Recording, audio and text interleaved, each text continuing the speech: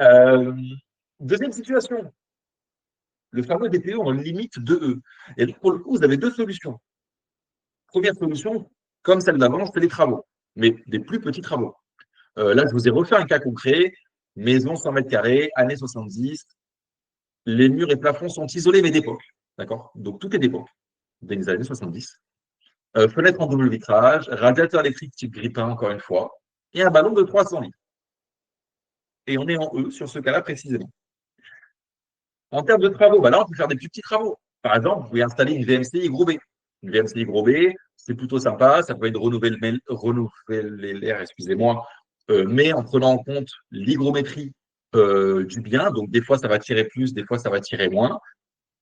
Et pour le coup, bah là, vous gagnez une vingtaine de points, ce qui fait que vous passez de E à D. Ce n'est pas des coûts qui sont énormes et ça fait gagner une vingtaine de points souvent sur un bien. Autre solution, bah, tout à l'heure, ça ne fonctionnait pas. Le fameux chauffe-eau thermodynamique, ça ne suffisait pas à passer de G à D.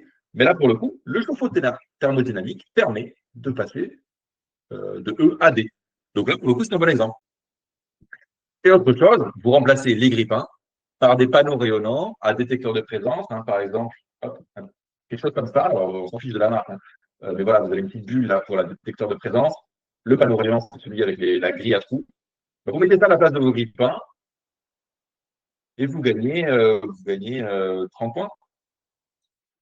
Et vous passez en D. Et là, pour le coup, en termes de coût, le radiateur, c'est pas ultra cher. Si vous en avez 5, on n'est pas sur un budget ultra important. Et en termes de travaux, c'est très rapidement fait.